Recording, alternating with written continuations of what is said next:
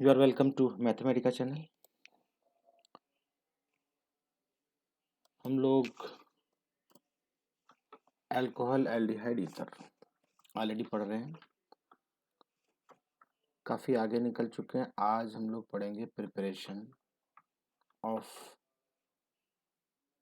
Alcohol and phenol also. तो important point आ चुके हैं हमारे पास पढ़ने के लिए, और ख़ास करके जो आपके एग्ज़ाम में पूछे जाएंगे। ठीक है, तो अगर आप भूले नहीं हो तो एस्टिफिकेशन फिर से बता रहा हूँ। एस्टिफिकेशन आपने 10th क्लास में भी पढ़ा है, याद आ रहा है कुछ कुछ? एस्टिफिकेशन मतलब एस्टर्स बनाते हैं आप किसके साथ? कार्बोक्सिलिक एसिड और alcohol. Alcohol and phenols are react with, तो मान लो अल्कोहल कार्बोक्सिलिक एसिड के साथ या एसिड क्लोराइड के साथ और एसिड एनहाइड्राइड के साथ मिलके एस्टर बनाते हैं। ध्यान से देख लो। And the same way phenol भी बनाते हैं, ठीक है ना? फिनोल भी सेम वे रिएक्ट करेंगे। तो चलो देखते हैं क्या होता है, कैसे होता है।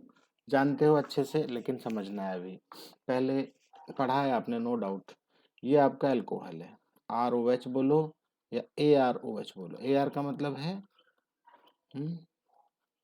एरोमेटिक रिंग, इसके ऊपर ओ एच मतलब फिनोल, ठीक है ना? तो आप फिनोल हो या नॉर्मल अल्कोहल हो, अल्कोहल और साथ में ये है कार्बोक्सिलिक एसिड। अच्छा, एक जगह आर लगाते हैं, दूसरी जगह आर डैश। इसका मतलब ये है कि सेम भी हो सकता है और सेम नहीं भी हो सकता, अलग अलग भी हो सकता है, ठीक है ना? तो इस चीज़ का ध्यान रखना है। और साथ में थोड़ा सा सल्फ्यूरिक एसिड डालेंगे इसमें। सल्फ्यूरिक एसिड डालेंगे तो क्या होगा, यहाँ पे आपका वाटर मॉलिक्यूल सेपरेट हो जाएगा। वाटर मॉलिक्यूल सेपरेट होगा और आपका ये आर आर ओ, ध्यान से देखना, और इस साइड से सी ओ आर डैश, यहाँ से ये वाला पोर्शन और यहाँ से ये वाला पोर्शन, और ये इसका ओ एच और इसका एच सेपरेट होके वाटर मॉलिक्यूल बनेगा। आप इसको ढंग से बनाओगे तब समझ में आएगा आपको, ठीक है? लिखना है, ठीक है? और ये रिवर्सिबल रिएक्शन है। वाटर को निकाल देना जल्दी से, ठीक है ना? नहीं तो रिवर्सिबल रिएक्शन हो जाएगी। आई होप ये बात क्लियर हो गई होगी। आप इसको ठीक से देख लो, आर ओ सी ओ आर डैश, ठीक है? एस्टर फॉर्म हो रहा है यहाँ पे। आगे देखते हैं। Same way A R R R dash O के साथ में फिर से रिएक्शन किसकी हो रही है?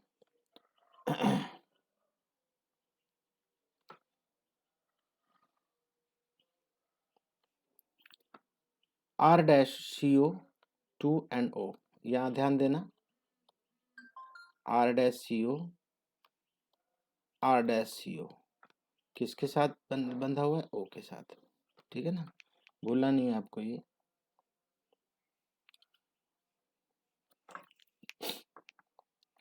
इसको बोलते हैं एसिड एनहाइड्राइड। क्या बोलते हैं? Acid anhydride. ये कैसे रिएक्शन करता है, क्या बना रहा है ये, जरा गौर से देखो। यहाँ पे ब्रेक होके एसिड एनहाइड्राइड जो है एस्टर तो बना ही रहा है। देखो यहाँ पे ध्यान से देखो, आर ओ सी ओ आर डैश, बिल्कुल सेम एस्टर तो बना ही रहा है, but at the same time आपको ये एसिड भी देता है। यहाँ एसिड नहीं है, देख लो, रिएक्टेंट में एसिड नहीं है बिल्कुल भी। एसिड रिएक्ट, ये तीनों आप लिख के देखना, राइट एंड लर्न। ऐसे आपको याद नहीं होगा, ये बहुत इंपॉर्टेंट रिएक्शंस हैं ये सब। क्या बता रहा है ये? अल्कोहल और एसिड मिलके एस्टर फॉर्म किया, और यहाँ जब अल्कोहल के साथ में एसिड एनहाइड्राइड रिएक्ट कर रहा है, तो ये आपने देखा भी होगा दो साइड से, R dash C O, R dash C O, और ये दोनों ओ के साथ अटैच है, ठीक है ना? तो सेम वे यहाँ पे रिएक्शन होगी और आपको ये एस्टर तो देगा ही देगा, क्योंकि यहाँ पे देखो आर डैश दो साइड से है। तो अब ये दो साइड से आर डैश जो है, दो साइड, ये देखो, ये एक ये वाला है और एक ये वाला है, ठीक है ना? अब ऐसे केस में क्या होगा, एक तरफ तो आपको एस्टर मिलेगा और साथ में क्या मिलेगा? ये वाला आर तो आपको एस्टर के अंदर ही चला जाएगा, ये वाला आर।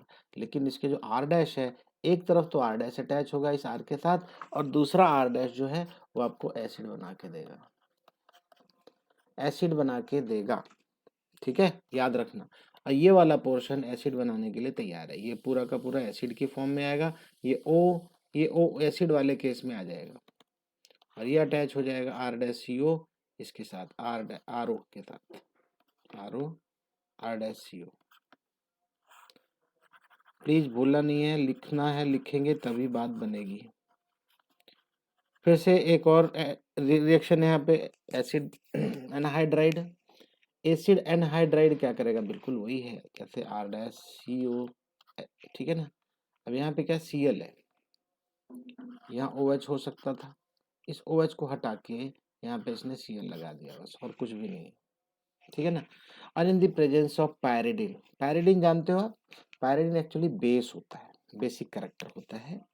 और ये अगर आप ध्यान दो तो आपको समझ में आ जाएगा बढ़िया से। एक मिनट, इसको समझना तो क्या है, यहाँ एन होता है, बस एन होता है यहाँ पे।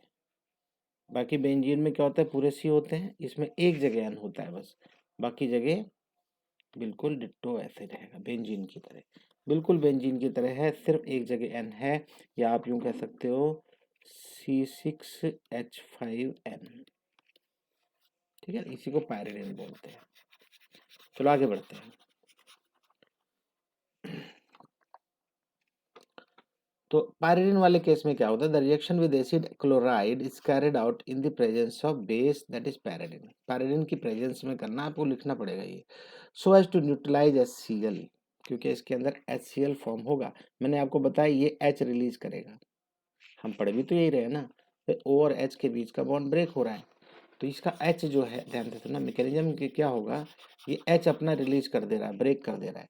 H जैसे ब्रेक करेगा और यहाँ से R-CO, तो ये H और Cl मिलके हाइड्रोक्लोरिक एसिड फॉर्म करेंगे। So as to neutralise HCl, HCl को क्या करना है, पायरिडिन डालोगे, क्योंकि HCl तो बेस एसिड है, और कुछ न कुछ बेस डाल के आप इसको न्यूट्रलाइज करेंगे। Which is form during the reaction, तो during the reaction HCl form हो रहा है, देखो ये, इसको न्यूट्रलाइज करने के लिए पायरिडिन डालते हैं, ठीक है ना। So the introduction of acetyl group in alcohol और phenol is known as acetylation. तो ये CH3CO जब अटैच होता है तो CH3CO कौन देता है, ये वाला पोर्शन देता है ना। तो अब ऐसे केस में, अब ये R डैश को CH3 मान लो आप, तो ये यहाँ से आपको CH3CO यहाँ से मिलता है और OH डिटैच होता है, और अल्कोहल से आपका H डिटैच होता है, ये दोनों मिलकर वाटर मॉलिक्यूल बनाते हैं। सेम वे यहाँ पे भी ये अल्कोहल का पोर्शन H रिलीज करेगा और Cl यहाँ से मिलेगा और HCl फॉर्म करेगा। ठीक है, तो मैकेनिज्म थोड़ा सा आइडिया रहता है अगर आपको, तो रिएक्शंस आपको ये पक्का याद रहेंगी। तो ये रिएक्शन बहुत ज़्यादा इंपॉर्टेंट है आपके कन्वर्जन के लिए, कन्वर्जन के लिए मोस्ट इम्पॉर्टेंट। एक बार अच्छे से याद कर लो, आपको बहुत काम आएगी। और इसको फिनोल के अंदर अटैच होगा तो क्या बोलेंगे, एसिटाइलेशन, ठीक है ना। अल्कोहल और फिनोल किसी के भी साथ अगर ये CH3CO अटैच होगा तो एसिटाइलेशन बोलते हैं। एसिटाइलेशन ऑफ सैलिसाइलिक एसिड, ये इंपॉर्टेंट रिएक्शन है, please pay attention here and try to remember it. लिखना है, लिख के याद करना है, तभी बात बनेगी। सैलिसाइलिक एसिड होता है, सैलिक एसिड क्या होता है, बेंजीन रिंग के ऊपर एक जगह आपके पास एसिड रहेगा, साथ में अल्कोहल का पार्ट भी रहेगा, फिनोल का पार्ट भी रहेगा, दोनों चीजें रहेगा, एसिड अल्कोहल दोनों रहेगा, सैलिसाइलिक एसिड बोलते हैं, ठीक है ना। मेडिसिन में बहुत काम की चीज है ये। अब यहाँ पे देखो CH3CO2 फिर से आ गया, देखो जो आपने ऊपर काम किया था, ऊपर यहाँ पे एसिड एनहाइड्राइड बोलते हैं, ठीक है ना, यहाँ बिल्कुल डिट्टो काम यहाँ पे करेगा। चलो देखते हैं क्या करने वाला है, बहुत ध्यान से देखना तब समझ में आ जाएगा। ये CH3CO2 है, तो CH3CO2 है यहाँ पे, और ये ऐसे है। याद रखना ये वाला पोर्शन अब क्या करेगा, ये ब्रेक होंगे, दो पार्ट में होंगे, ठीक है ना।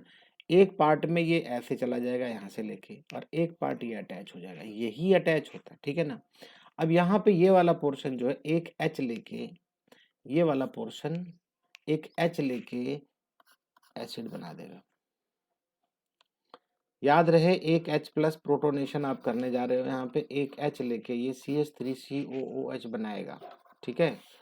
और फिर उसके बाद एक O और साथ में रखेगा, देखो OH तो पहले से ही यहाँ पे, है ना।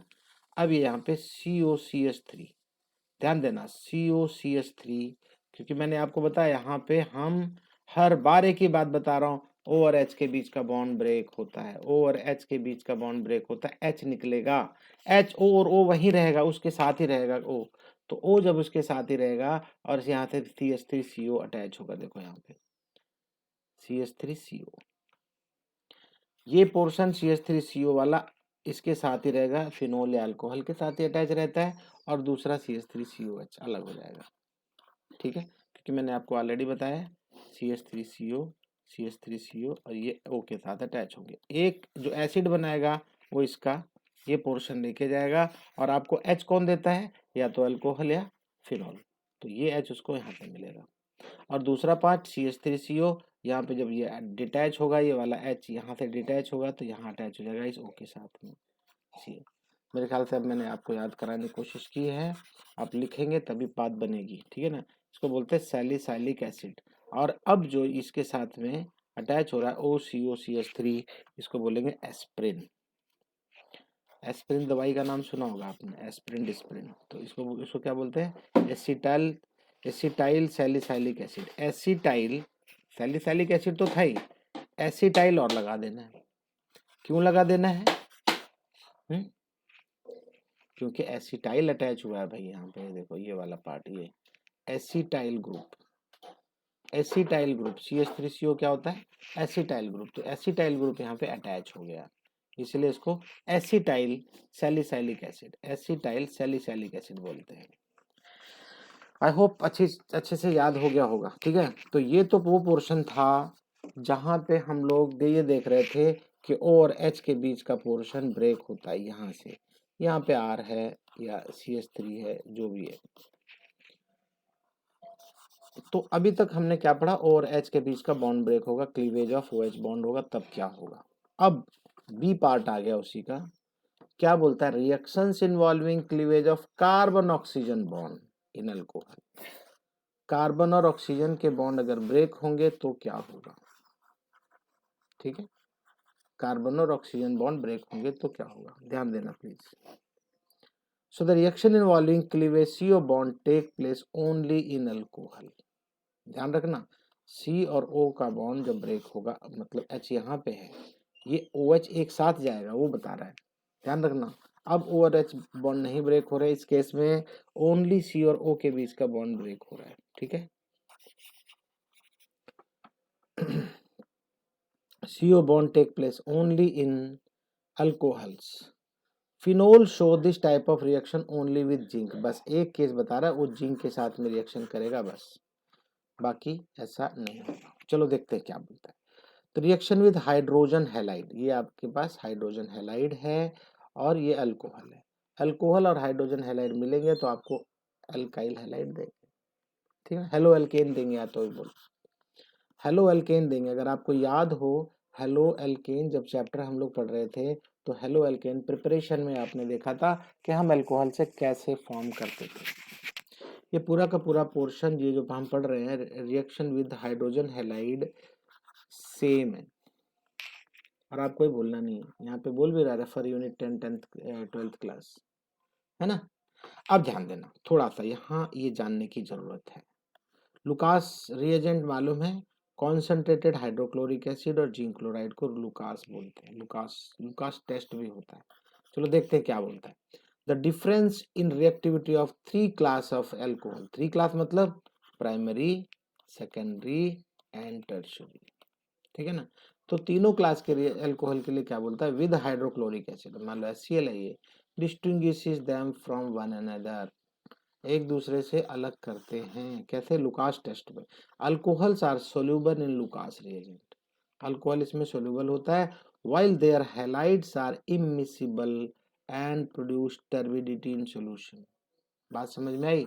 अगर आप डायरेक्ट अल्कोहल को लुकास टेस्ट में डालोगे तो सोल्यूबल होगा, लेकिन जब ये हैलाइड फॉर्म कर लेगा, तो मतलब देयर हैलाइड्स आर इमिसिबल, वो इमिसिबल है, मिसिबल नहीं होगा, and produce turbidity in solution. Turbidity का मतलब क्या होता है, टर्बिडिटी क्या होता है, वहाँ गंदा कर देता है, थोड़ा गंदा गंदा गंदा सा कलर आता है टर्बिडिटी, ठीक है ना। मतलब जैसे कोई तालाब है ना, किसी तालाब में कोई जानवर घुस जाए तो वहां पे पूरा का पूरा मिट्टी कीचड़ पानी सब इकट्ठा हो जाता है ना, टर्बिडिटी क्रिएट कर देता है वहां पे। तो in case of tertiary alcohol, अब टर्शरी अल्कोहल की बात कर रहा है कि turbidity is produced immediately. Tertiary होगा तो तुरंत टर्बिडिटी क्रिएट हो जाएगी, तुरंत, as they form the halides easily, क्योंकि वो हैलाइड जितनी जल्दी बनाएगा क्योंकि टर्बिडिटी किसमें क्रिएट होती है, टर्बिडिटी क्रिएट होती है जब वो हैलाइड बनाएगा, हैलाइड बनाएगा। और टर्शरी वाला जल्दी से हैलाइड बनाएगा, तो जल्दी बनाएगा तो टर्बिडिटी भी जल्दी क्रिएट हो जाएगी, ठीक है ना।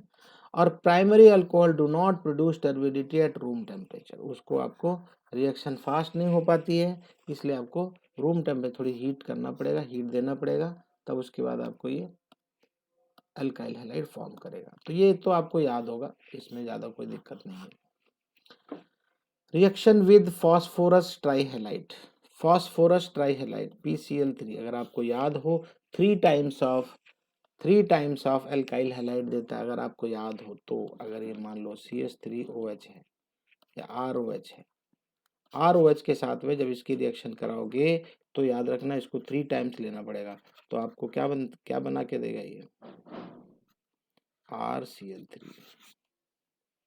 ठीक है ना, RHCl3, भूलना नहीं है आपको, ठीक है। ये ट्राइबोरम आप इसको जाके देख सकते हो फर्स्ट चैप्टर में, ठीक है। अब आ गया इम्पोर्टेंट, ये दोनों चीजें तो वो थी जो आपने अभी 10th चैप्टर में पढ़ा है। अब आता है डिहाइड्रेशन, ये 10th क्लास में आपने पढ़ा है, फिर से याद दिला रहा हूँ। डिहाइड्रेशन कौन करता है, कॉन्सेंट्रेटेड H2SO4, याद करो, अल्कोहल के साथ, अल्कोहल, जब आप वहाँ पे अल्कोहल और एसिटिक एसिड, दो चीजें थी ना, कार्बोक्सिलिक एसिड और अल्कोहल, जब आप सेपरेटली पढ़ते थे एक दोनों कंपाउंड की फॉर्म में, वहाँ पे क्या देखा था आपने, जब आप इसमें कॉन्सेंट्रेटेड H2SO4 डालते हो, कॉन्सेंट्रेटेड H2SO4 डालते हो तो क्या होता है, ये क्या करता है, डिहाइड्रेटिंग एजेंट की तरह काम करता है और पानी वाटर मॉलिक्यूल अलग कर देता है, ठीक है ना। वाटर मॉलिक्यूल अलग करता है और वाटर मॉलिक्यूल अलग करके एल्कीन फॉर्म करता है, और साथ में इसका टेम्परेचर आपको जरूर याद रखना है 443। अगर ये टेम्परेचर आप 413 कर देंगे तो क्या होगा, 413 केल्विन करेंगे तो क्या होगा मालूम है, यहां तो एल्कीन बनता है, जरा गौर से देखो, ethanol undergoes dehydration by heating with concentrated H2SO4 at 443 kelvin. अगर ये 443 केल्विन पे आप हीट करोगे तो आपको एल्कीन फॉर्म होगा, लेकिन अगर आप यही रिएक्शन 413 केल्विन पे करेंगे तो ईथर मिलेगा, क्या मिलेगा, ईथर। ये इधर का C2H5 दो बार आएगा आपके रिएक्शन में, C2H5 बीच में O और C2H5, इथॉक्सी इथेन मिलेगा, इथॉक्सी इथेन मिलेगा। चलो आपको दिखा देता हूँ, तो because seeing is believing. Ether की फॉर्मेशन,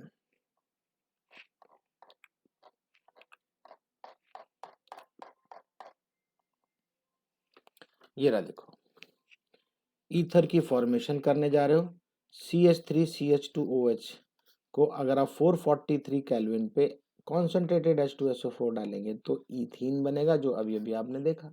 लेकिन अगर यही टेम्परेचर 413 होगा तो देखो इथॉक्सी इथेन मिला, याद रखना है आपको ये, ठीक है। मैं आपको यहाँ पे आके फिर से बताऊंगा, लेकिन अभी थोड़ा याद रखना है, ओके।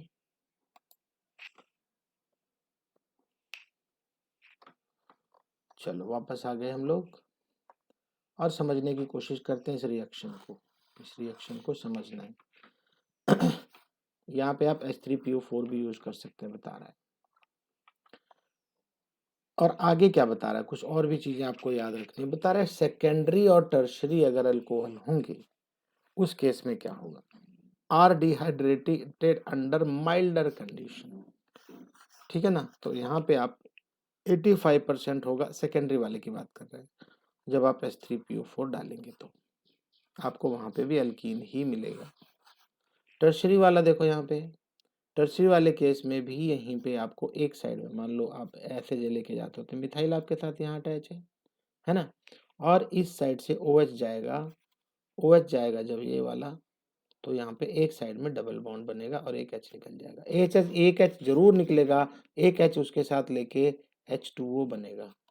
ये OH तो डिटैच होगा ही होगा, साथ में एक H भी लेके जाएगा, तभी तो वहां पे डबल बॉन्ड बनेगा। चलो देखते हैं, इसका रिएक्शन मैकेनिज्म आपके सिलेबस में है और आपको बनाना पड़ेगा। कैसे बता, अच्छा एक चीज और बता रहे हैं पे, thus relative case ease of dehydration of alcohol follow the following order. ये ऑर्डर आपको ध्यान रखना है। इसने क्या बताया, माइल्डर केस में टर्सरी का डिहाइड्रेशन हो जाता है, तो टर्सरी सबसे ज्यादा फास्ट डिहाइड्रेशन होता है compare to secondary, and finally primary सबसे आखिरी में डिहाइड्रेशन हो।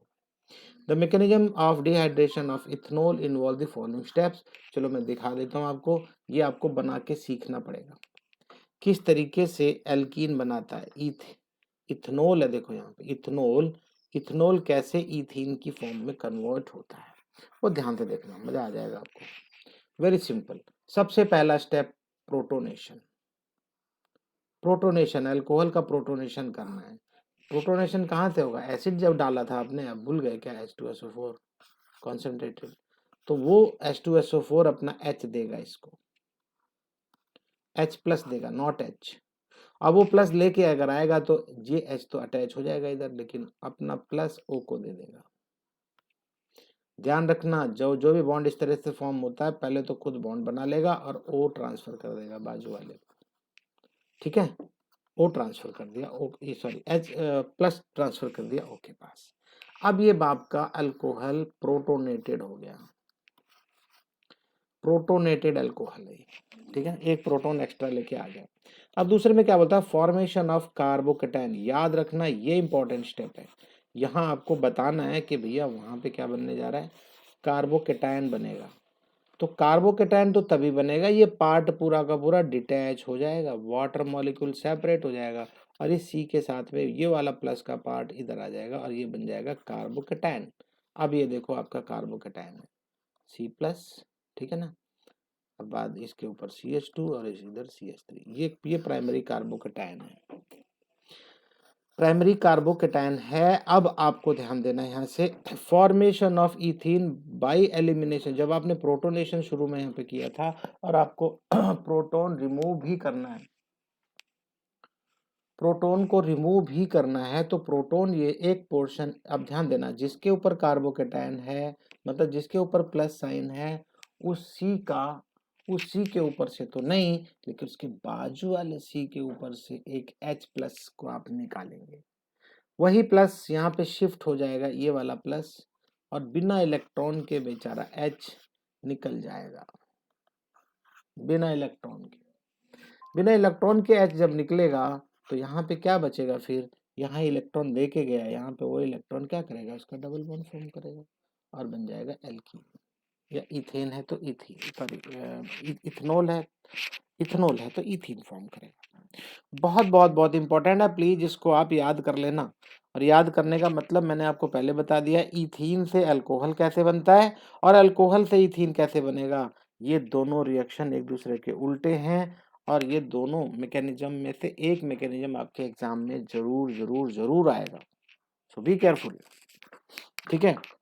So the acid used in step 1 is released in step 3, बिल्कुल सही बात है। फर्स्ट में क्या होता है, प्रोटोनेशन होता है, और दूसरे में डीप्रोटोनेशन होता है या एलिमिनेशन ऑफ प्रोटॉन होता है। आपने जो प्रोटॉन लिया था वापस दे दिया, ठीक है ना। To derive the equilibrium to the right, ethene is removed as it is from. बात समझ में आई। जब आप इक्विलिब्रियम पढ़ रहे थे तो मैंने आपको क्या बताया था कि जब भी प्रोडक्ट फॉर्म होता रहे आप उसको निकालते रहो, निकालते रहो, निकालते रहो। इस चक्कर में आपकी जो रिएक्शन है, क्योंकि इक्विलिब्रियम रिएक्शन है, ये इक्विलिब्रियम अटेन अगर हो गया गलती से तो ये रिएक्शन स्टॉप हो जाएगी और इस डायरेक्शन में भी चल पड़ेगी, दोनों डायरेक्शन में चलेगी। तो इन दैट केस क्या करना है, एक का कंसंट्रेशन कम करते चले जाओ, जिस डायरेक्शन में कम होती चली जाएगी रिएक्शन उसी डायरेक्शन में जाएगी। तो ये फॉरवर्ड डायरेक्शन में आपको कन्वर्ट करने के लिए क्या करना है, हमेशा इथीन को रिमूव करते रहो कंटिन्यूअसली। याद करो अमोनिया वाले केस में मैंने बताया था आपको, अब भी एक और इम्पॉर्टेंट रिएक्शन आ गई, ऑक्सीडेशन। याद रखना, बहुत बहुत बहुत इंपॉर्टेंट चीज है जो अभी मैं बताने चल रहा हूं, बहुत ध्यान से देखो। डिहाइड्रोजिनेशन होता है इसमें, डिहाइड्रोजिनेशन। क्या होता है ऑक्सीडेशन? सबसे पहले ध्यान से देखो, अल्कोहल का ऑक्सीडेशन अगर करोगे तो एल्डिहाइड मिलेगा। देख लो, जो मैं बताने जा रहा हूं उसको ध्यान से सुनो। एल्डिहाइड मिलेगा, अल्कोहल का ऑक्सीडेशन करोगे तो एल्डिहाइड मिलेगा, और एल्डिहाइड का ऑक्सीडेशन करोगे तो कार्बोक्सिलिक एसिड मिलेगा। सेम वे, कार्बोक्सिलिक एसिड का रिडक्शन करोगे तो एल्डिहाइड मिलेगा, और एल्डिहाइड का रिडक्शन करोगे तो अल्कोहल मिलेगा। ये थोड़ा सा याद रख लो बस, सिंपल सिंपल। अब जब ऑक्सीडेशन करवा रहे हो आप ये ऊपर वाला पार्ट, तो सीधी सी बात है ऑक्सीडाइजिंग एजेंट डालना पड़ेगा, ऑक्सीडाइजिंग एजेंट डालना पड़ेगा। और जब रिड्यूस करते हो कार्बोक्सिलिक एसिड से एल्डिहाइड और एल्डिहाइड से अल्कोहल। अच्छा, यहाँ मैंने एक चीज बताना आपको भूल गया हूँ। भूल क्या गया हूँ? अभी ही बताना था, सच पूछो तो क्या बताने जा रहा हूँ, ध्यान से सुनो। Aldehyde oblique ketone. अब आप बोलोगे ये क्या मुसीबत है? यस, कोई मुसीबत नहीं है। अगर आपका अल्कोहल सेकेंडरी है, सेकेंडरी अल्कोहल होगा तो आपको कीटोन मिलेगा। प्राइमरी अल्कोहल से एल्डिहाइड मिलता है, ठीक है। और दोनों का ऑक्सीडेशन होता है, एल्डिहाइड से भी कार्बोक्सिलिक बनता है, कीटोन से भी कार्बोक्सिलिक बनता है। चलो और अच्छे से एलोबरेटली बताऊंगा मैं, खूब अच्छे से ध्यान से देखने की कोशिश करो। तो such cleavage and formation of bonds occur in oxidation reaction, these are also known as dehydrogenation. Dehydrogenation का मतलब है हाइड्रोजन रिमूव होता है, as these involve loss of dihydrogen. यहाँ पे क्या होता है? लॉस ऑफ डाइहाइड्रोजन होगा फ्रॉम एन अल्कोहल। मतलब हाइड्रोजन निकालने का मतलब क्या है? ऑक्सीडेशन, है ना? वही मैं बता रहा हूँ। Depending on the oxidizing agent, किस पे डिपेंड करना है? ऑक्सीडाइजिंग एजेंट पे यूज्ड। और primary alcohol is oxidized to an aldehyde. अभी मैंने क्या बताया आपको? प्राइमरी अल्कोहल होगा तो एल्डिहाइड बनाएगा, which in term oxidise to carboxylic acid. उसके बाद फर्दर इन टर्म ऑक्सीडाइज होके कार्बोक्सिलिक एसिड फॉर्म करेगा। मैंने इस लाइन में यही तो बताया था आपको। और आगे देखो, अभी और अच्छा समझ में आएगा आपको। देखो, ये प्राइमरी एल्डिहाइड था, सॉरी प्राइमरी अल्कोहल था, RCH2OH। सिंपली क्या करने जा रहा है? ये एल्डिहाइड फॉर्म हो रहा है, ये एल्डिहाइड फॉर्म हो रहा है। एल्डिहाइड का मतलब आपको मैंने बता रखा है, ये पार्ट जिसके भी साथ रहेगा। अब इधर R लगाओ, C लगाओ। हाँ, एक एक मेंबर के साथ में ऐसे लग सकता है, वो है फॉर्मल्डिहाइड, फर्स्ट वाला पोर्शन, या मिथनल, ठीक है ना? मिथनल। ध्यान से देखते जाओ, समझते जाओ। आपकी बुक आपके पास है, बस आप इसको पढ़ते जाओ। ऑक्सीडेशन करोगे तो एल्डिहाइड फॉर्म होगा, और अगर फर्दर ऑक्सीडेशन कराते हो तो आपको ये कार्बोक्सिलिक एसिड देगा। करेगा क्या ये? इसके साथ एक को लगेगा, बस, और क्या है। रुको, पहले एक बात यहाँ पे मैं बताना भूल गया आपको, ये बता दूं कि बॉन्ड किधर किधर से ब्रेक होगा। सी के साथ एक H रिलीज होगा, और O के साथ वाला भी H जाएगा, तभी ये सी और ओ के बीच में डबल बॉन्ड बनेगा। ये इंपॉर्टेंट चीज है, अगर आपको याद हो गई है तो प्रॉब्लम सॉल्व। भाई, सी के साथ में OH अटैच है, और इस सी के साथ में H भी होगा, है ना? तो एक सी के साथ वाला H यहाँ से ब्रेक होता है तो ये H रिमूव होगा, और इधर O के साथ में जो ये H ये डिटैच होगा तो ये H, और दोनों से H2 रिलीज हो जाएगा, दोनों के H चले जाएंगे। H का रिमूवल मतलब ऑक्सीडेशन, पता है ना? H का एडिशन, सॉरी, H का एडिशन क्या होगा? रिडक्शन होता है। H अगर रिमूव हो रहा है तो क्या होगा? रिडक्शन होगा, ऑक्सीडेशन होगा, सॉरी। तो यहाँ पे देख लिया आपने किस तरीके से C डबल बॉन्ड O बनता है। C डबल बॉन्ड O बता रहा है, बाकी तो सारी चीजें आपको पता है। एक H पहले से ही था, R इधर था, ठीक है ना? तो एल्डिहाइड फॉर्म होगा, और एल्डिहाइड से आपको सेम वे ये क्या बनता है? अब फिर से ऑक्सीडेशन कराओगे तो आपकी H ना रिलीज होके एक O आ जाएगा आपके साथ।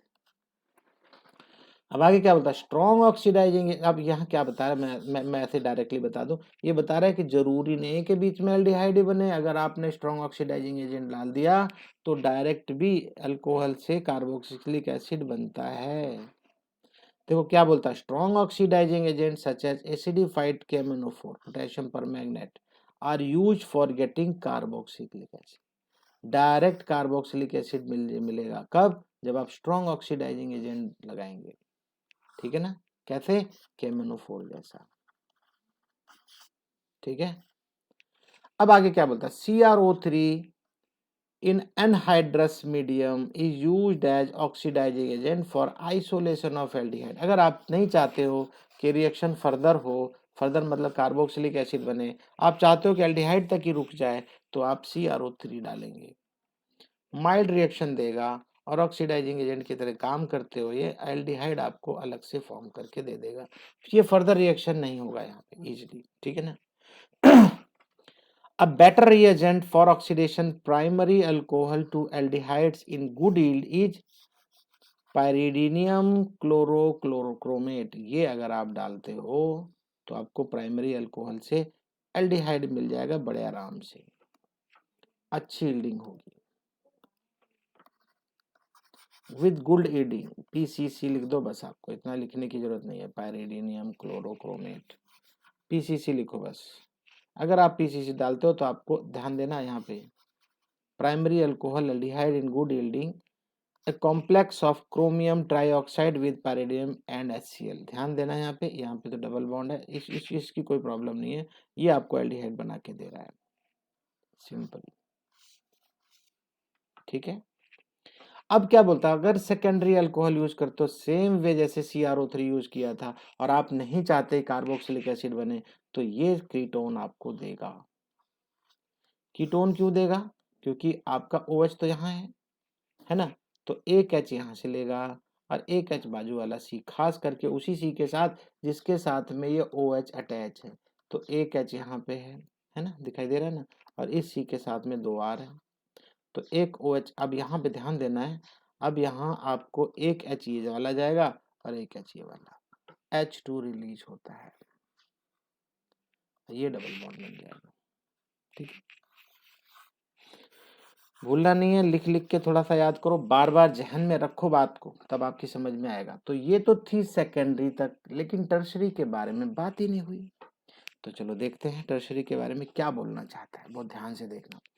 सो tertiary alcohol do not undergo oxidation reaction, ये एक्सेप्शन केस है, ये आपको याद रखना है, क्योंकि एक्सेप्शन केमिस्ट्री में बहुत इंपॉर्टेंट होता है।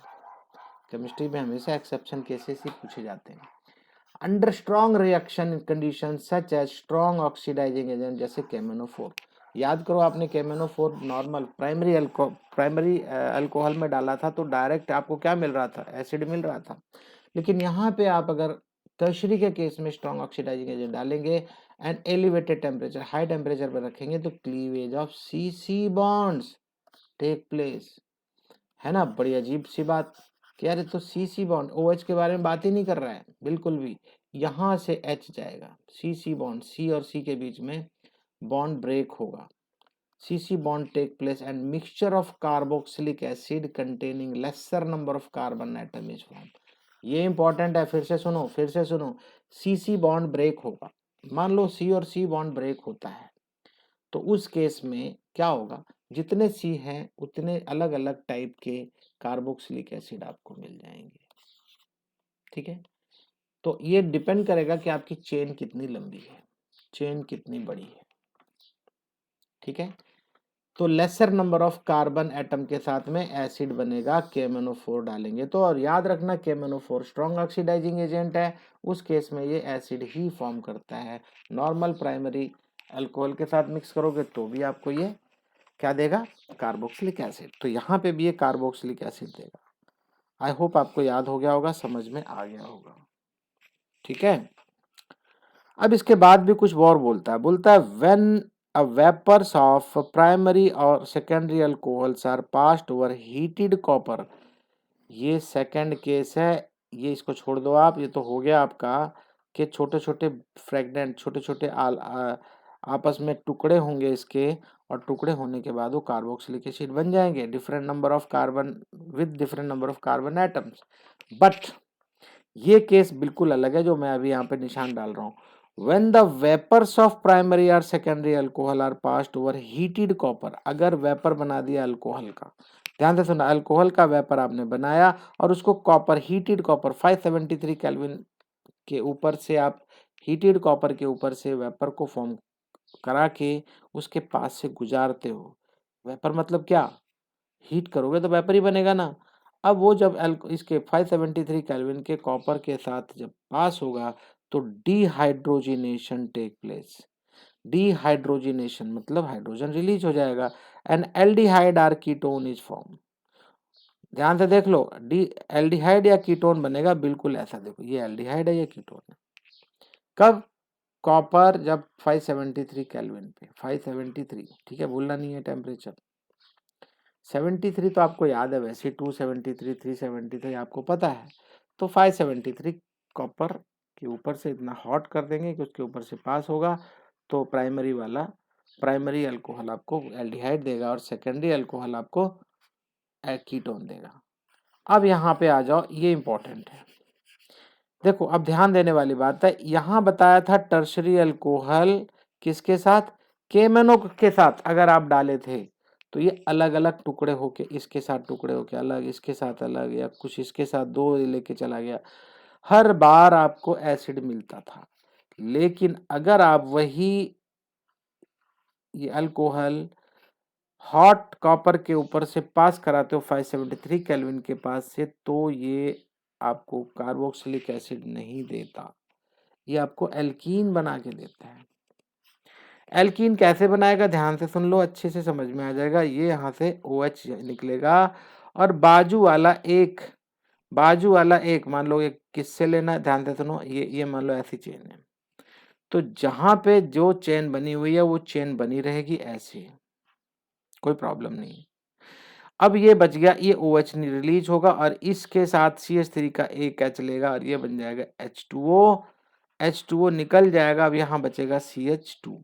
अब सीधी सी बात है, CH2 बचता है और ये H2OH भी पूरा का पूरा जा रहा है, OH माइनस, तो अब सीधी सी बात है यहाँ पे डबल बॉन्ड फॉर्म होगा, डबल बॉन्ड फॉर्म यहाँ पे डबल बॉन्ड फॉर्म हो जाएगा, ये तो निकल ही जाएगा, खत्म हो जाएगा ये डबल बॉन्ड ऐसे यहाँ आ गया।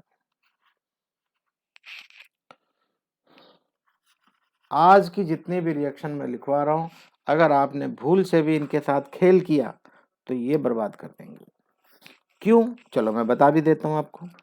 अभी जब आप केमिकल रिएक्शन पढ़ रहे हो, किसकी, केमिकल रिएक्शन ऑफ अल्कोहल पढ़ रहे हो, और आपको प्रोडक्ट में क्या मिलता है, एल्डिहाइड और कीटोन, तो जब आप थर्ड चैप्टर में एल्डिहाइड और कीटोन की प्रिपरेशन पढ़ोगे तो क्या ये नहीं रहेगा कि हाँ भाई अल्कोहल से हम एल्डिहाइड भी बनाएंगे, अल्कोहल से हम कीटोन भी बनाएंगे। एल्डिहाइड कीटोन की प्रिपरेशन में काम आएगा कि नहीं, तो मैं यही बताना चाह रहा हूँ कि इन रिएक्शंस के साथ खेल नहीं करना, ये दोनों तरफ से आपको हेल्प करने वाली हैं अगर आप इनको याद करते हो। इनके साथ फ्रेंडशिप करोगे तो ये आपकी बहुत बहुत बहुत हेल्प करने वाला है। और फ्रेंडशिप एक ही तरीके से होगी, जैसे ये चैप्टर खत्म हो और हाईलाइटर लगाते हो आप, ठीक है, हाईलाइटर लगाते हो, याद रखना, हाईलाइटर अगर आपने लगा रखा है, बस एक काम करो, जितना हाईलाइटेड पोर्शन है एक बार में पढ़ डालो। एक समय आ जाएगा 1 घंटे में आपका एक चैप्टर तैयार होगा, बिलीव मी, 1 घंटे में एक चैप्टर तैयार होगा, ठीक है। तो ये आपका डिहाइड्रेशन वाला पार्ट हो गया है। टर्शरी वाला आपको क्या देता है, एल्कीन। आई होप ये क्लियर हो गया होगा आपको। चलो आगे बढ़ते हैं। आगे क्या बढ़ना है, एक छोटी सी बात बता दो, यहाँ पे बहुत मजेदार चीज लिखी हुई है, शायद 1-2 बार मैंने कभी बताया भी होगा, लेकिन फिर से देख लो। क्या बता रहा है, बायोलॉजिकल ऑक्सीडेशन। कभी कभी क्या होता है, कभी सुना होगा आपने कि लोगों ने शराब पी ली, कच्ची शराब मतलब जो घर में बनाते हैं, खेतों में बनाते हैं, छुप के बनाते हैं। तो छुप के बनाने से क्या होता है, उसके अंदर से मिथनॉल भी बन जाता है। पीते तो इथनॉल है, क्या पीना पसंद करते हैं,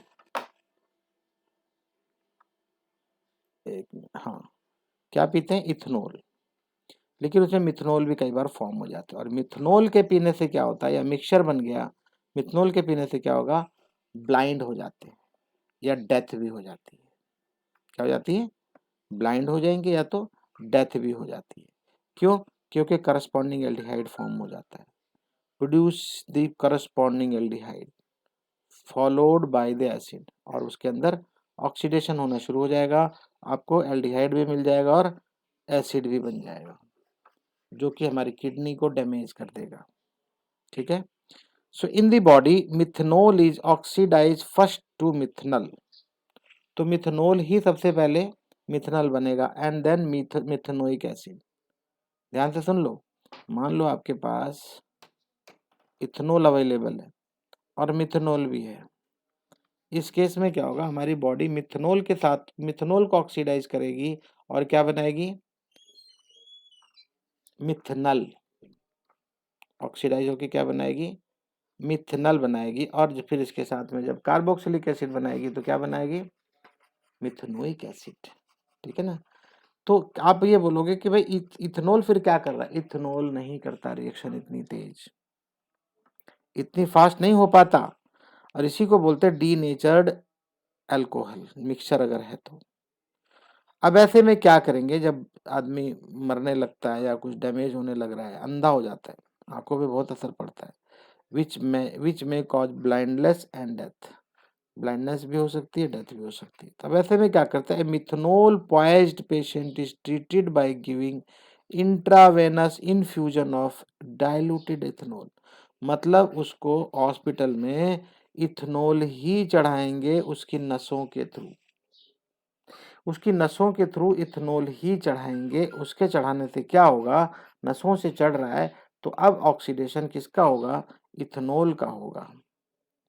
आप बाईपास कर रहे हो इनफैक्ट मिथेनॉल को, मिथेनॉल को बोलते हो भैया तो रुक, तेरा ऑक्सीडेशन नहीं होने देंगे। The enzyme responsible for oxidation of aldehyde to acid is swapped allowing time for kidney to excrete methanol, मतलब ये बोलता है कि भाई ऑक्सीडेशन इसका डिले करवाते हैं, मिथेनॉल का ऑक्सीडेशन डिले करा के, नहीं तो क्या बनाएगा, मिथेनॉल बना लेगा और उसका एसिड बन जाएगा साथ में, और नहीं बनने देना, ना बनने से क्या होगा, उसकी जान बच जाएगी। और बाय द मीन टाइम ये मिथेनॉल जो है वो यूरिन के थ्रू एक्सक्रीट हो जाएगा, निकल जाएगा। एनीवे ये आपके एग्जाम में नहीं आने वाला है। अब आ जाओ, अब हमारे पास आ गया रिएक्शंस ऑफ फिनोल्स, बहुत बहुत बहुत इंपॉर्टेंट है। Following reactions are shown by phenols only. ध्यान से देख लो, अब आपकी समझ में आ जाएगा, ये आप जानते हो, बहुत अच्छे से जानते हो, ये आपको मैंने 11th क्लास में भी पढ़ा दिया है, क्लास 11th में यूनिट 13। ठीक है। क्या है? In phenol the reaction that take place on aromatic ring are electrophilic substitution. Electrophile आता है, इलेक्ट्रोफाइल आएगा अभी, इलेक्ट्रोफिलिक सब्स्टिट्यूशन है, सब्स्टिट्यूट करेगा, कुछ वहां से निकलेगा और कुछ अटैच होगा। तो सीधी सी बात है, अगर ये NO2 आ रहा है मान लो, तो NO2 कैसे बन के आएगा? NO2 plus, electrophile. अब ये इलेक्ट्रोफाइल क्या करेगा? सब्स्टिट्यूट। आप सोच रहे हो यार यहाँ से तो कुछ है ही नहीं, यहाँ तो NO2 आके लग गया बस, तो सब्स्टिट्यूट किसको कर रहा है बोलो, मालूम है? ये सब्स्टिट्यूट कर रहा है यहाँ के हाइड्रोजन को, ये CH होता है ना यहाँ, ये H हटाएगा और C के साथ में क्या अटैच हो जाएगा? NO2। भूलना नहीं है आपको ये। ठीक है। और कहाँ पे लगवाना पसंद करता है? ऑर्थो एंड पैरा पोजीशन पे in the ring, as these position become electron rich due to the resonance effect caused by OH। ये मैंने आपको रेजोनेंस में भी सिखा दिया है, बहुत अच्छे से जानते हो। इस OH में ये क्या होगा, यहाँ पे डबल बॉन्ड होगा, अंदर का एक बॉन्ड ब्रेक हो जाएगा।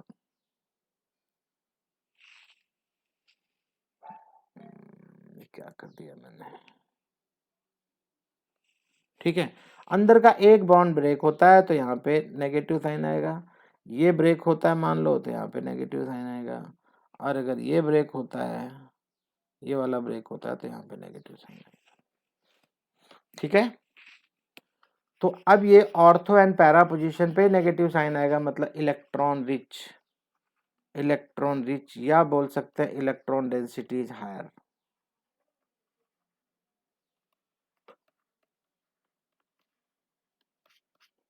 इलेक्ट्रॉन डेंसिटी हायर होगी यहाँ पे।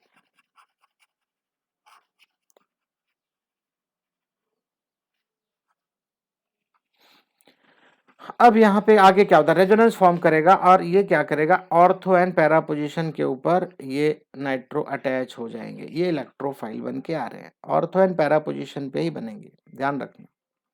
अब आगे कुछ बात करता है ये नाइट्रोफिनोल जो बना हुआ है। नाइट्रोफिनोल आपने, अगर आपको याद हो 11th क्लास में, नाइट्रोफिनोल मैंने ये करवाया था कि किस तरीके से ये इंट्रामोलिकुलर हाइड्रोजन बॉन्डिंग बनाता है। इंट्रा, इंट्रा का मतलब सेम, सेम फिनोल के ऊपर यहाँ पे जो NO2 अटैच हो रहा है, बाजू वाले के साथ, पैरा पोजीशन वाले के साथ, सॉरी ऑर्थो पोजीशन वाले के साथ ही हाइड्रोजन बॉन्डिंग बना सकता है।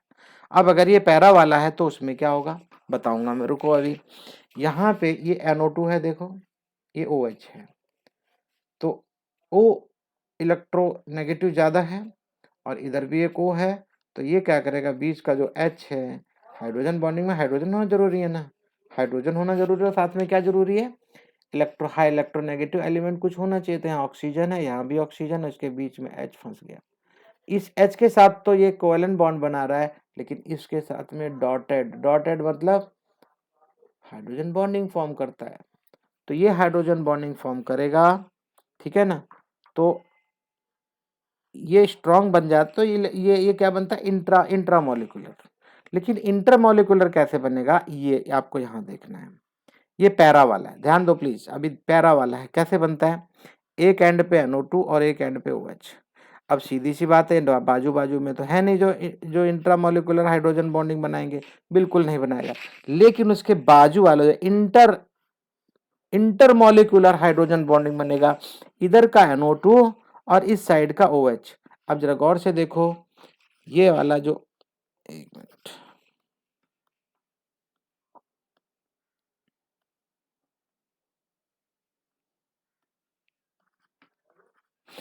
हाँ, तो इस साइड का OH, एक का OH और दूसरे का NO2, इनके बीच में ये H फॉर्म करेगा। इसके साथ तो कोवेलेंट बॉन्ड है, इसके साथ है हाइड्रोजन बॉन्डिंग बनाएगा। इंटरमोलिकुलर मतलब एक मॉलिक्यूल दूसरे मॉलिक्यूल के साथ, यहाँ पे भी हाइड्रोजन बॉन्डिंग बनती, ऑर्थो भी बनाता है और पैरा भी बनाता है। याद रहेगा, बहुत ज्यादा इंपॉर्टेंट है, याद रखना है। विद कॉन्सेंट्रेटेड नाइट्रिक एसिड, ध्यान देना अभी, phenol is converted to 2,4,6 tri nitrophenol, मतलब ट्राई नाइट्रो, तीनों तरफ, तीनों एंड पे नाइट्रो अटैच होते हैं, तीनों एंड पे नाइट्रो अटैच होते हैं। तो क्या बनेगा, 2,4,6 ट्राई नाइट्रोफिनोल। फिनोल तो है ही, कहाँ कहाँ अटैच हो रहा है, 2,4,6, ठीक है। The product is commercially known as picric acid. इसका नाम क्या है, picric acid. The yield of the reaction product is poor, बता रहा है ये बहुत कम प्रोडक्ट बनता है, ठीक है। अब आगे बढ़ेंगे और हैलोजिनेशन, हैलोजिनेशन की बात कर रहा है, बहुत ध्यान से देखना। हैलोजिनेशन मतलब हैलोजन अटैच होगा, तो हैलोजन भी क्या करेगा भाई, आपको अभी अभी पढ़ लिया आपने कि फिनोल के अंदर, फिनोल के अंदर ये क्या करता है, कभी ऑर्थो पे, कभी पैरा पे और कभी ये दूसरे वाले ऑर्थो पे इलेक्ट्रॉन डेंसिटी इंक्रीज करेगा। अब जब इलेक्ट्रॉन डेंसिटी इंक्रीज करेगा तो जो भी आपके पास इलेक्ट्रोफाइल है, ये भी इलेक्ट्रोफाइल, ये भी इलेक्ट्रोफाइल जब बनेगा तो क्या करेगा, ये इलेक्ट्रोफाइल अटैच होगा। कहाँ अटैच होगा, जहां इलेक्ट्रॉन रिच जगह होगी, क्योंकि ये प्लस साइन लेके आ रहा है। प्लस साइन मतलब इलेक्ट्रॉन का भूखा है, इलेक्ट्रॉन वाली जगह चाहिए इसको, और वहां पे फिनोल आपके लिए क्या प्रोवाइड करता है, ऑर्थो, पैरा और ऑर्थो पोजीशन पे इलेक्ट्रॉन डेंसिटी हाई रहेगी, और वो जहाँ पे वो उस जगह पे जगह प्रोवाइड करता है उसको आने वाले, खुद होस्ट है, तो गेस्ट को यहाँ बिठाएगा, या तो यहाँ बिठाता है, यहाँ बिठाता है ना। बात समझ रहे हो ना। तो अब आगे क्या बोलता है देखो, On treating phenol with bromine, different reactions products are formed under different experimental condition. बता रहा अलग अलग कंडीशन में अलग अलग जगह पे अलग अलग प्रोडक्ट बनेगा। कैसे? सिंपली Br2 इन CH2 डालेंगे अगर Br2 273 केल्विन पे, तो Br एक ऑर्थो पे और एक पैरा पे बनेगा, और पैरा वाला ज्यादा सिमेट्रिक होता है, लैटिस फॉर्मेशन अच्छी करेगा, फिट बैठेगा ये, इसलिए मेजर प्रोडक्ट ये बनेगा और ये माइनर। ठीक है, अब आगे क्या बोलता है बहुत ध्यान से देखना, ये समझने वाली बात है। The usual halogenation of benzene take place in the presence of Lewis acid such as FeBr3 which polarize the hydrogen halogen molecule. In case of phenol, the polarization of bromine molecule take place even in the absence of Lewis acid. बता रहा है यहाँ पे तो Lewis acid के बगैर भी काम बन जाएगा। अगर आपको याद हो FeBr3 बोलो या FeCl3 बोलो, इस केस में आपने ऑब्जर्व किया होगा, मान लो आपने HCl या CH3Cl, आप किसी के साथ भी ये Cl आप इससे ले लो, तो Cl अगर आप ले तो ध्यान से सुनना, समझ में आ जाएगा। तो मान लो CH3Cl है, तो इस केस में Cl ले लेगा और Cl इसके साथ आ जाता है, तो ये बन जाता है Cl4। मान लो Cl है, ध्यान से देखो, एक Cl का इलेक्ट्रॉन के साथ में ये ले लेगा। क्यों? क्योंकि लुईस एसिड है। एसिड क्या करता है? इलेक्ट्रॉन पेयर गेन करता है। बहुत ध्यान से देखना ये वाले रिएक्शन देखना है आपको। एक मिनट, FeCl3 प्लस Cl2 क्या होगा? Cl तो Cl के बीच में बॉन्ड ब्रेक होगा और एक Cl इलेक्ट्रॉन लेके आएगा इसके साथ। क्यों लेके आएगा? क्योंकि लुईस एसिड है। इसको इलेक्ट्रॉन चाहिए, बोला तो इलेक्ट्रॉन लेके आ जा, मेरे पास आ जा, और इलेक्ट्रॉन लेके ये इसके पास आ जाएगा। तो यहाँ क्या बचेगा? दूसरा वाला Cl पॉजिटिव बनेगा। यही तो इलेक्ट्रोफाइल है। तो Cl हो या Br हो, बात एक ही है। Br प्लस बनेगा। अब Br प्लस क्या बन गया? इलेक्ट्रोफाइल बन के ये अब आ रहा है ये अटैच होने के लिए कहाँ अटैच होगा? ऑर्थो या पैरा पे। ठीक है ना? तो बता रहा है फिनोल में तो इसकी पोलराइजेशन की जरूरत भी नहीं पड़ेगी। ठीक है, लुईस एसिड की जरूरत भी नहीं पड़ेगी। It is due to the highly activating effect of OH group attach to benzene ring, और बेंजीन रिंग के साथ अटैच हो जाता है ब्रोमीन यहाँ पे। क्यों?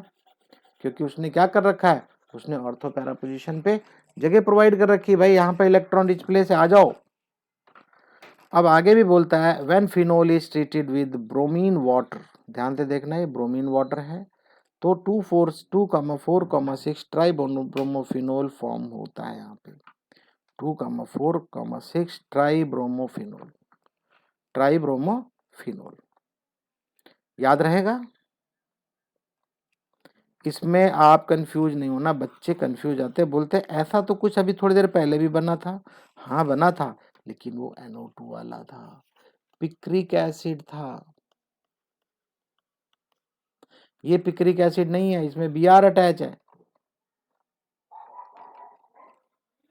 ये पिक्रिक एसिड है। 2,4,6 ट्राई नाइट्रोफिनोल, यहाँ पे क्या है? Try bromophenol. ठीक है, ये रिएक्शंस कर लो आप जल्दी से, ये क्वेश्चन आंसर आपको समझना है। नहीं समझ में आया तो बताओ मुझे, नहीं समझ में आएगा तो मुझे बताओ कैसे क्या बनेगा, मैं बताऊंगा तुम्हें। यहाँ पे क्या? 3-मिथाइल फिनोल, मतलब ये आपके पास था और नाइट्रो ग्रुप अटैच करवाया आपने। ठीक है ना, पैरा पोजीशन के ऊपर, ये पैरा पोजीशन है इसके लिए, ये ऑर्थो पोजीशन है इसके लिए। ओके, ऑर्थो और पैरा पे तो बनेंगे ना, ये मेजर प्रोडक्ट बनेगा, ये माइनर बनेगा। आई होप समझ में आ गया होगा आपको अच्छे से। अब आ जाओ Kolbe reaction, one of the most reaction, बहुत बहुत बहुत ज्यादा इंपॉर्टेंट रिएक्शन है कोलबे। कोलबे को आप भूल नहीं सकते हो। Phenoxide ion generated by treating phenol with sodium hydroxide, very simple, ये आप जानते हो। ध्यान से देख लो, ये फिनोल है आपका और इसके साथ आप किसके साथ ट्रीट करते हो, सोडियम हाइड्रोक्साइड। याद करो ये रिएक्शन आप पहले भी कर चुके हो। तो ये फिनॉक्साइड क्रिएट करेगा, सोडियम फिनॉक्साइड, ठीक है ना, with sodium hydroxide, phenoxide ion बनाएगा ये। अब ऐसे केस में क्या होने जा रहा है, ध्यान से सुनो। अब इलेक्ट्रोफिलिक एरोमेटिक सब्स्टिट्यूशन रिएक्शन होगी, hence it undergoes electrophilic substitution reaction. फिर से सब्स्टिट्यूशन रिएक्शन होगा विद कार्बन डाइऑक्साइड। ध्यान से सुनो, बहुत ज़्यादा इंपॉर्टेंट है। कितनी ज़्यादा इंपॉर्टेंट है वो आपको अभी समझ में आ जाएगा। कोई भी ऐसा एग्जाम नहीं है जहाँ ये पूछा नहीं जाता, जरूर पूछा जाएगा, ठीक है। कार्बन डाइऑक्साइड के साथ a weak electrophile ortho hydroxy benzene acid is form as main reaction product. ये बहुत बहुत इंपॉर्टेंट रिएक्शन है, ध्यान दो, आपकी मैडम सर ने जरूर बताया होगा। देखो यहाँ पे OH है, ONA बना, सोडियम फिनॉक्साइड बनेगा और फिर कार्बन डाइऑक्साइड के साथ रिएक्शन कराओगे तो यहाँ पे COOH कार्बोक्सिलिक एसिड या सैलिसाइलिक एसिड फॉर्म होता है। सैलिसाइलिक एसिड याद है आपको, सैलिसाइलिक एसिड थोड़ी देर पहले कुछ उसके ऊपर भी बात हुई थी।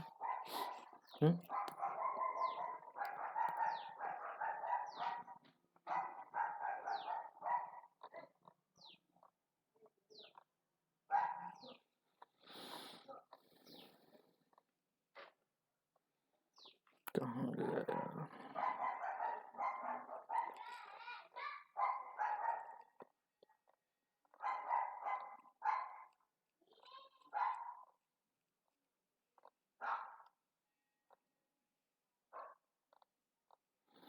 चलो, तो आपको ये भूलना नहीं है, ठीक है।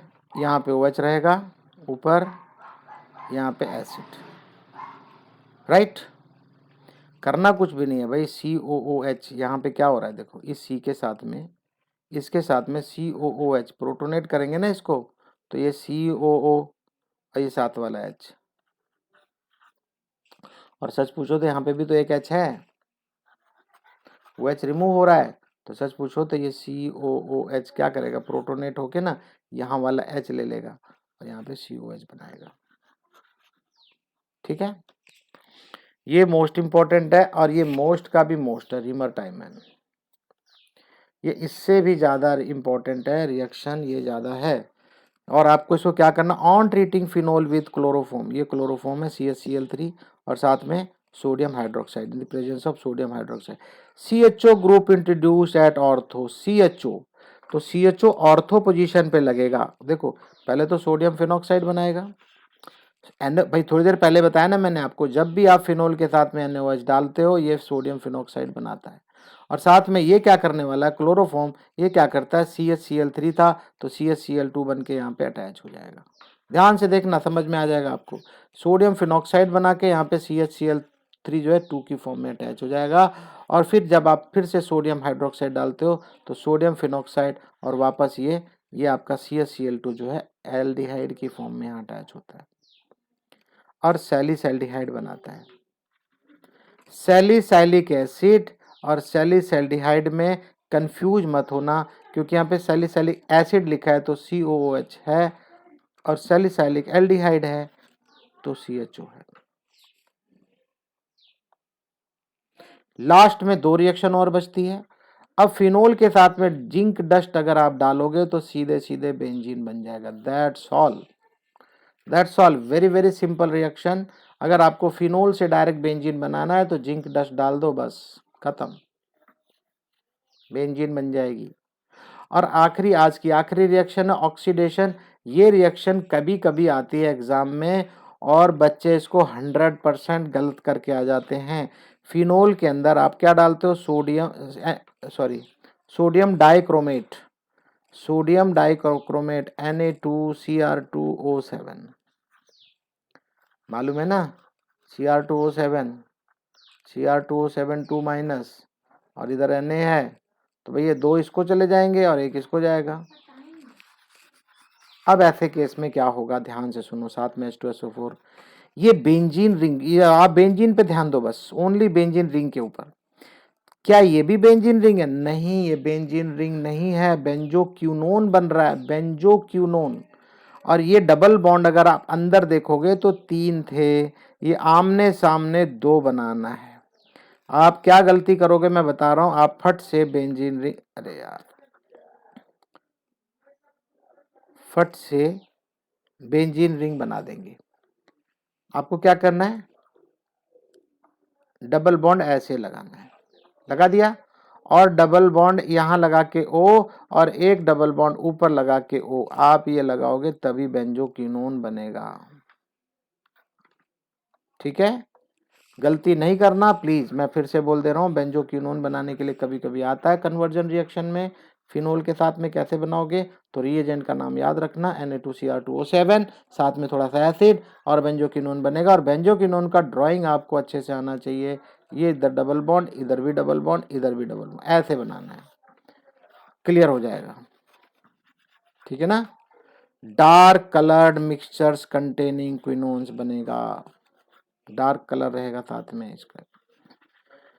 ये आपका होमवर्क भी रहेगा, इन टेक्स्ट क्वेश्चन ये आपको करना है, इनके ऊपर ही क्वेश्चन आने वाले हैं, ध्यान रहे, इनके ऊपर ही क्वेश्चन आएंगे। तो आज की क्लास में ही खत्म करता हूँ। रीमर, टाइमन और कोल्बे आपको कैसे भी रट्टा मारना है, सीखना है बहुत अच्छे से, इनको याद कर करके 3-4 बार लिखोगे तभी याद होगा। और कोई ऐसा एग्जाम नहीं है जहां ये नहीं पूछे जाते, इनमें से एक तो आएगा ही आएगा, कोल्बे और रीमर टाइमन। ओके, तो इसी के साथ आज की क्लास खत्म होती है। Thanks for watching the video.